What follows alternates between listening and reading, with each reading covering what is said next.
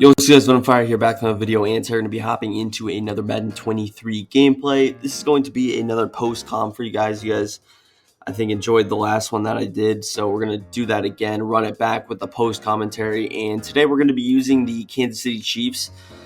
We have a actual real-life matchup of the Week 11 Sunday Night Football with the Chargers at home versus the Chiefs. I have a lot of fantasy implications. I don't know about you guys, but yep. And yeah, so we're going to be using the Chiefs. We're running spread mainly on offense. You guys always love when I run spread. I do enjoy running spreads, so that's what we're going to do.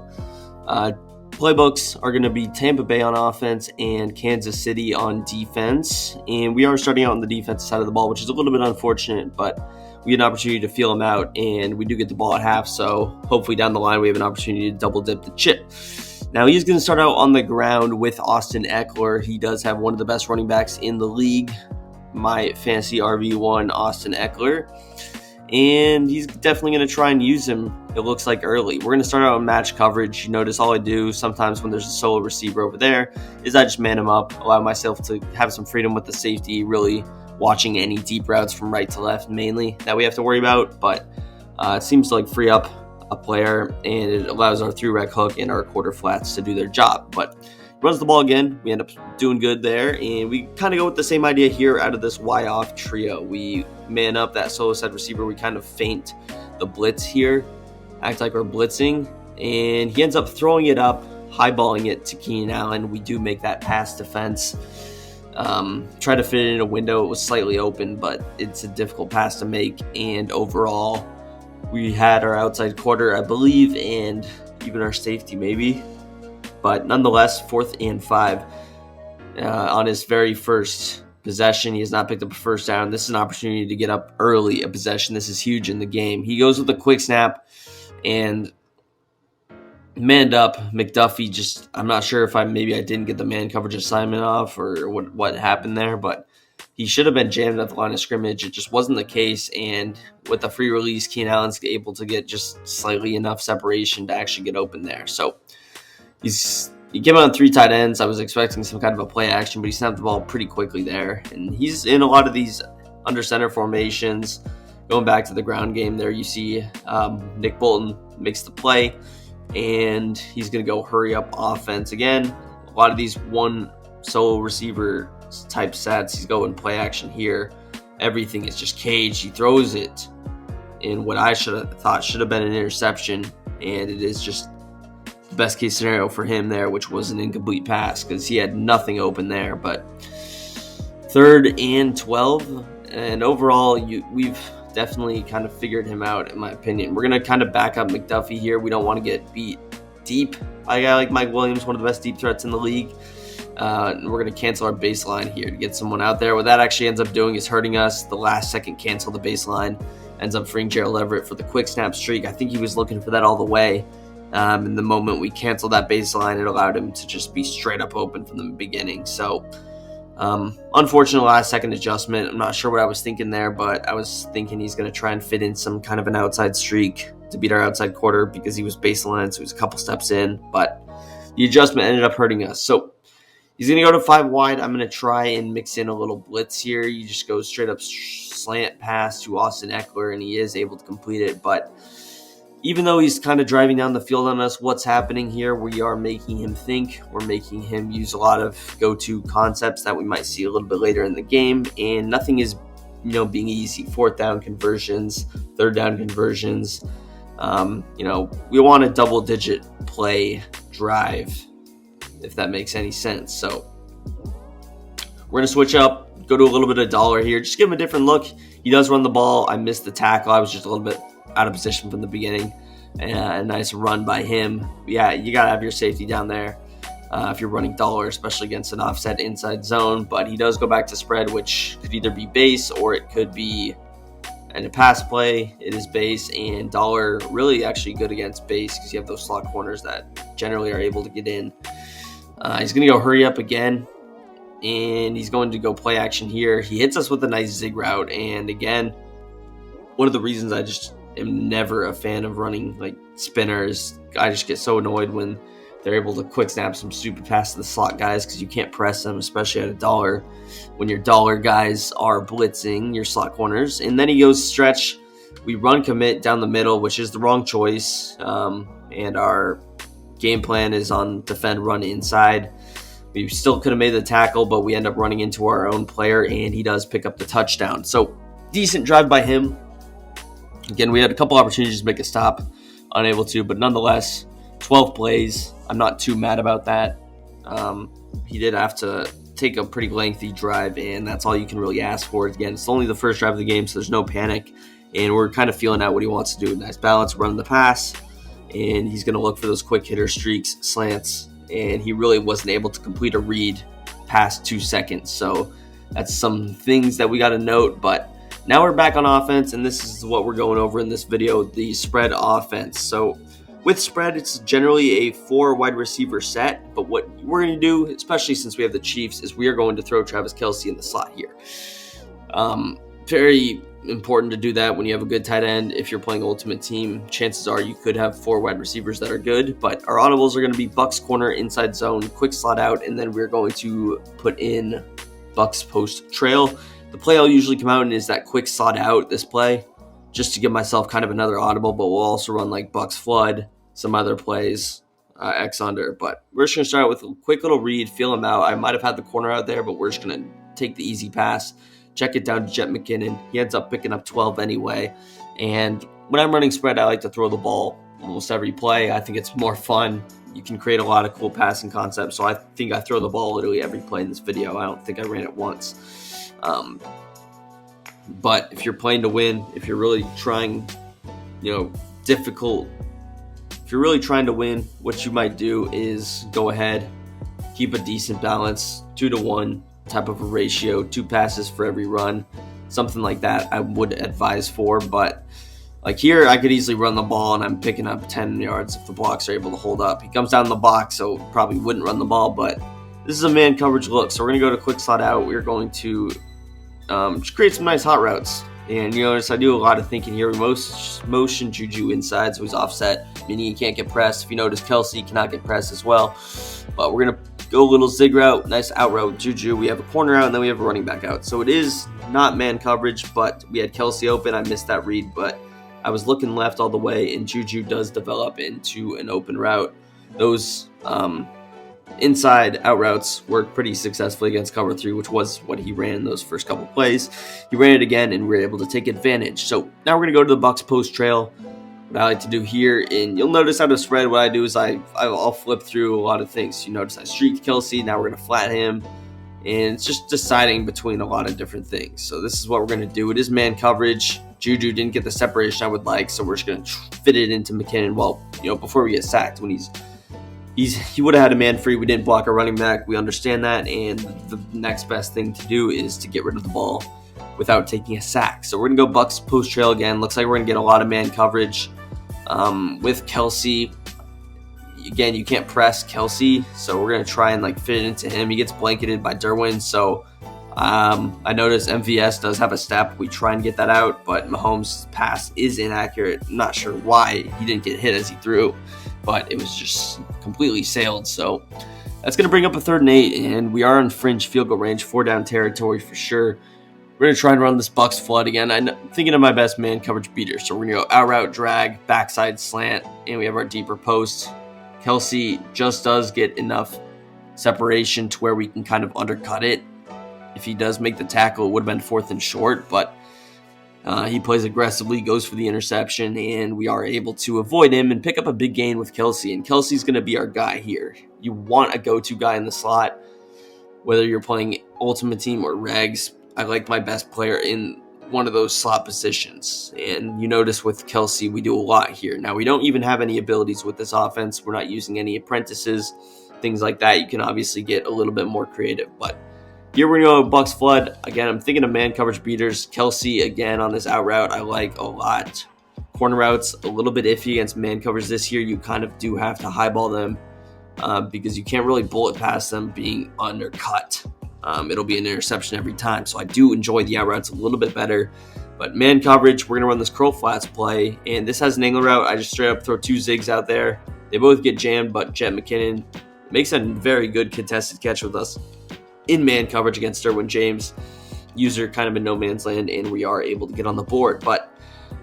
And again, we do see a little bit of what he's doing defensively, and it looks like he's going to kind of try and stick with the man coverage for now. We'll see what he does, but we had a lot of success against zone, which I would prefer playing against zone. I think I can create more diverse route combinations, some cooler type route combinations when he is running zone versus man. Man, you're kind of limited. You have to have, things like zigs and out routes, deeper posts. But when you're running man cut or when you're running zone, you're able to create these cool little curls and just routes that seem to get in between the zones just a little bit better. So I personally do enjoy those, playing against zone a little bit more. But again, it's a reality that people will run man coverage against you, so you want to know how to beat it. And he does end up mixing it up between man and zone, so you guys get some nice route combinations nonetheless. Now, back on defense. Again, our goal here is to not let him get 7 and take out all the time. That is the worst case scenario, letting it go to 14-7 at half. Now, we still do get the ball at half, but we don't want to have to waste that possession tying up the game, and that leaves him up a possession. So it's important here that he does not get a touchdown, and preferably if he does, it has to be quick. He's going to immediately check it down. We start out in this cover 4, and he checks down to Eckler. We make a nice tackle with the quarter flat. So you love to see that. Now he is coming out in a 2 tight end set. A lot of these formations where you could run the ball and pass the ball. So nickel over is a great formation that is very balanced against the run and the pass versus something like dollar where you would see a lot of runs. So we're going to play a little bit conservatively here. It's 2-minute drill.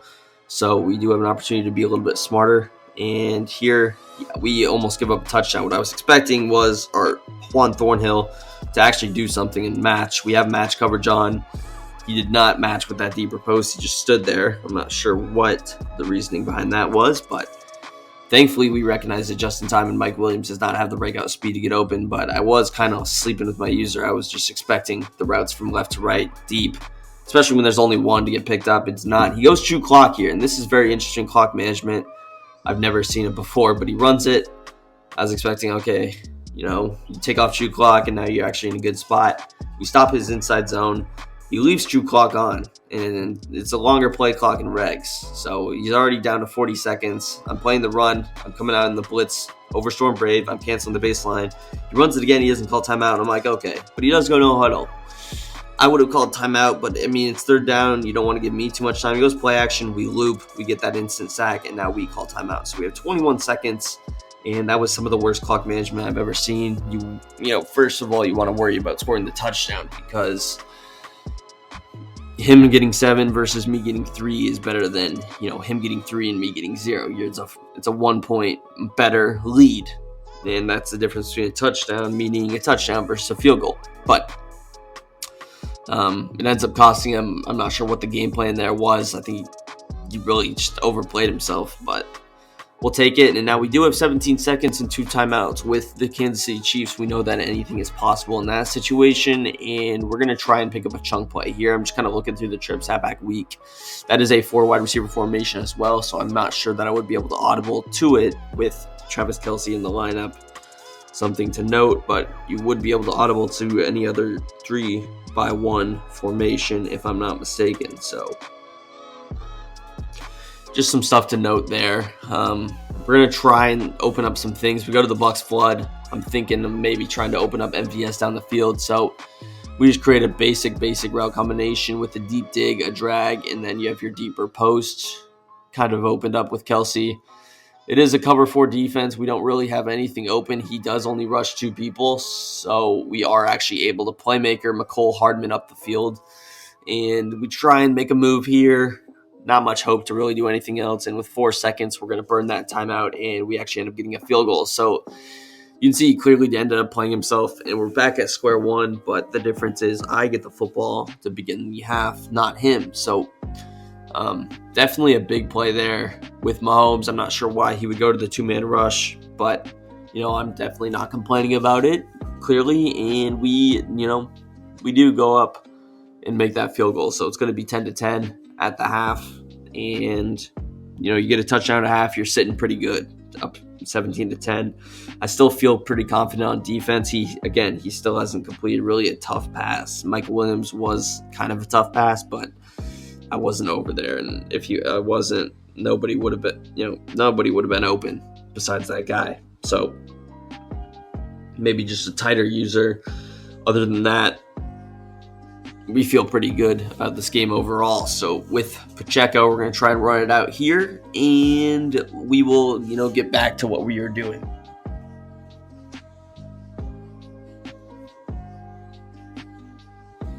Now he does end up pausing here for whatever reason. I'm not sure. I thought he was maybe going to consider quitting. I don't know why he would. Maybe he was sending me a message. I guess I'll check here. I have my Xbox open. He did not send me a message, so I'm not sure why he did that, but I guess he did. So eventually he's going to unpause, as you could probably expect.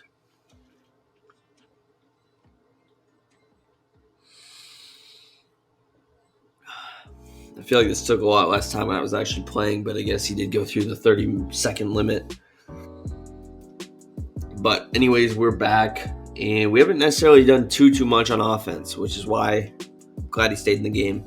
Show a little bit more. Again, I come out in that quick dig play, but we're going to run Buck's corner for the first time in this game. A little simple route combo. All I do is curl that outside receiver. 2 flats. I could have taken McKinnon, but Hardman's wide open there, so we'll check it down to him. We do eat a hit stick going out of bounds, so Hardman's going to be slightly fatigued. So we do take him out for Kadarius Toney. It slides him over to the right side, so you recognize that. You put MVS back in his spot. And we flip. So again, quick dig. I'm going to try and open up Kill a Trav here. Travis Kelce on this route. We motion over KT, throw him on a little zig. It's a route combo I like. And you notice Kelce wide open. We're able to throw it, rat catch it. Once again, he's just trying to hit me. He misses the tackle, and nobody even close to making the play there. Travis Kelce wide open. And he rolls down the red carpet, walks into the end zone, and we go up the touchdown. So maybe a little bit faster than I would have liked, but I don't hate it. We had the dig wide open as well, as you noticed in the replay. But we are, very, very efficient right now on offense. Picking up a lot of yards and not a lot of passes. And now we just got to put together a stop. We've really done everything, but we haven't truly stopped him from scoring points. As that was only our, second true possession, I would say. So we do got to see what he's going to be doing offensively. He's really been mixing it up, so I'm expecting some more of that. But we'll see if he does try and establish the run a little bit more, because that is definitely a threat.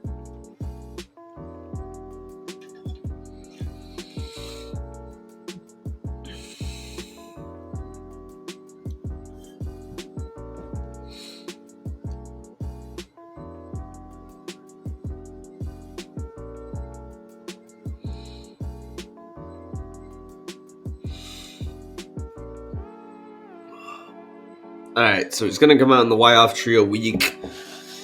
Madden 20, one of my favorite formations. Madden 19 as well, very good formation. We're going to come out in spinner.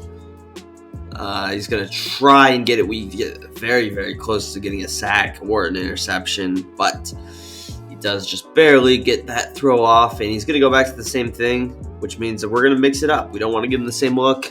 And I know that's got to be frustrating for him. He's expecting me to come out in dollar. We switch it, and he's going to go 4 verts, throw it up. That is not open, and McDuffie makes that easy interception. Mike Williams had 0 separation. He had negative yard separation. We were running in front of him, and we pick up that easy interception. So we finally get our stop. We finally catch a pick, force him into his mistake, and we have an opportunity to really throw the nail in the coffin here. 14 points would be difficult to come back when he hasn't really put together any fast drives. I feel like I'm looking at man coverage here, so we throw a man coverage type beater on the field, and it ends up being zone, so there's not too much open with Mahomes. We keep a very good pocket. We've had good protection. We just take off, which is our only quote-unquote run at the game. Nice cover 6 mix up by him. We had blanketed completely. And, with some of those route bounce offs, I'm cool if there's a lot of space on the field. I can playmaker up. I know someone's going to be open, but when it's kind of congested here at this 40-type yard line, that's when some of the route bounces end up, stop running their routes. The zones are a little bit more compact, and they don't have to play as much, and that is where you see mistakes happen. Here we try and go the C route. Juju almost catches it, just did not have enough space. And that is an incompletion. Moving into a third down again, kind of in this fringe field goal area. I don't love kicking a field goal from here. It's not the easiest thing in the world from 60 yards, staying near. So we want to pick up a first down here. It probably is 4-down territory, if I'm being honest. We throw a couple of quick hitters on the field like this wheel. We bait his user there, and then we can hit A. If I waited a little bit more time, you saw the corner out with KT was coming open. But, in that spot, you take the easy first down. You don't risk situations where your receivers maybe have to make a possession catch, get their feet in. Kadarius Toney, he's not exactly a best receiver, so, who knows if he has the trait to do that. And I see a 90, I think he's 99 overall, Kelsey just sitting wide open in the middle of the field, and we're going to throw it to him. So, simple as that. We're going back to this Bucks flood again. I've loved this out route to Kelsey, so we throw a couple man beaters here. It looks like man coverage with the shadowing. It is. We try and hit our option route with McKinnon, which was open, but we do get hit. Again, it seems like we're getting shedded at weird times, which is why I find it very odd that he went away from the 4-man rush at minimum, because the 4-man rush was having success. I've had to get the ball out pretty quickly. Here, I'm thinking it's man coverage. I'm just throwing it up to Kelsey regardless. I didn't know that he was actually using the guy on Kelsey, but if you're going to give that to us, we're going to highball that right over the top. I would have done that if it was the computer as well. An aggressive cut. It's Kelsey versus a cornerback. You really almost need a safety on him in this game. And we highball it, make that aggressive catch, and that is going to be easy work for our third passing touchdown of the game with Patrick Mahomes, this time to Kelsey. And Kelsey, you see, I mentioned that spot gets a lot of work from me, and he picked up the long touchdown. He just picked up his second touchdown. He's getting a lot of the work, bulk of the work. Every now and then we'll throw a little pass to McKinnon or a little pass to Juju or KT, but you notice that Kelsey's our guy. He's getting open consistently. Now, again, with these Chiefs receivers, they're not the best at getting separation. So in Ultimate Team, you can be a little bit more lenient throwing to some other guys. But, in these congested windows, I like throwing to 87 because he seems to get open consistently, and I know that he can make the contested catches for me. So here we are. We're up by 14. I feel like I can play a little bit more aggressive. I'm fine with him running the ball if he does. And he ends up throwing these stupid passes, the backed off passes. It's really the most annoying thing and why I just hate running man coverage almost, just because there's never a way to get your player to ever play that tight end on any route. I can never get him. You can bring him down, it doesn't matter. You could user him, which is what you almost had to do, which I ended up doing, but for some reason my zone players just keep flipping and I end up getting stuck on the wrong person. Here, a real life good concept that actually works, and he runs it to perfection with this mesh concept. Mike Williams ends up bumping. We just have so many rub routes that our corners get stuck, and then our user gets stuck, and from there, Mike Williams does have enough speed to get open. So he's going for 2, which is interesting. So we're just going to go out and cover 4. You see I set my zone drops to 0, just play hard flats. He snap throws it, what should have almost probably been a pick 2. Somehow completes it, but of course he does not pick up the 2-blanket version, so he is down 8 points. Not sure the reasoning behind that. There really is none. So, I'll take it, but definitely would have expected him to have a better play call, being so confident in going for 2. Nonetheless, we have an opportunity here. Again, that's probably one of the worst defensive possessions you could have had. What was it? 3 plays in a touchdown. That's not what you just cannot have that happen. Here we try and mix up with the play calls. He's in double A gap now, so he is switching formations. We try and mix up this X follow play, and we're kind of just hot routing here. Kelsey just going to check it down to him quickly. Flat probably would have been better just to kind of catch it and run up the field, but it's 3 yards, and we're fine with that. It gets him thinking. It gets him potentially overcommitting. So we're going to try to run this X follow again. Hardman's my guy. If it's man coverage, I love that route against man. He has all the speed in the world. And I missed a read with X. I actually did see him open kind of late. If I saw that early, it would have been, I would have been able to hit it. But you did notice that McCole Hardman was getting open on that. It was cover 2. The safeties were going to be split, and I was going to be able to fit in that pass. We did just get hit when we threw, which was unfortunate. So, again, man coverage. I'm going to try and throw out some quick hitters, slants, wheels. We kind of throw it at his user, but, he's just still sitting in no man's land. So I'm going to take the risk, throw it at his user, and it works. Kelsey picks up his 7th reception. Again, you see he's not really committing. He's like, Juju probably would have been open as well on the high ball. But anyways, here I think we're running some quick slot out. We have a couple of routes I like. Deep post, slant, corner out with Kelsey. Again, I'm just going to throw it up. It's a smaller corner. He has separation on the corner out. You lead him upfield with the high ball, and he's going to make the contested catch in there. It's not even a contested catch, but now Kelsey has his ability, and Mahomes has his ability. So what am I going to do? It's man coverage, or at the very least, it's one-on-one, even if it's zone. I'm just going to throw Kelsey on a fade, and as long as I get good enough protection, we're an aggressive catch, and it actually ends up being a touchdown. So, I would not recommend just continuing to run the man coverage. I don't think it worked once for him, and maybe he's just trying to force me into a mistake there. But one-on-one, Kelsey has his ability, X factor, Mahomes did as well, and we're going to take that every single time. So Kelsey picks up his 3rd touchdown, Mahomes his 4th, and overall pretty perfect game offensively. I couldn't ask for a better game, really. I mean, I don't know how I could have played better. Maybe just defensively, but it's turned into a pretty good game defensively. We made our stops when we've had to, that one stop in particular, and then holding to a field goal. So, we've really done what we've needed to. And again, we're in the same situation. This time we're only up by 15, where, just let the clock chew out. Cool with that. And keep him in bounds. Let this clock run. He clearly has poor clock management, so he's going to come on the same thing, trying to throw this pass to the stupid tight end. So I'm just going to use that guy. Again, when you cancel the baseline, these stupid guys will just flip. But we user him. He throws it right at us. The corner, he's not backed off. And easy touchdown for 68 overall Williams or whatever. And he actually ends up quitting after this. So, yeah, there it is. He quits. If you guys enjoyed, want more of these post-coms, let me know what schemes you want to see next. Subscribe to the channel down below. Hit that thumbs up. And peace. I'm out of here.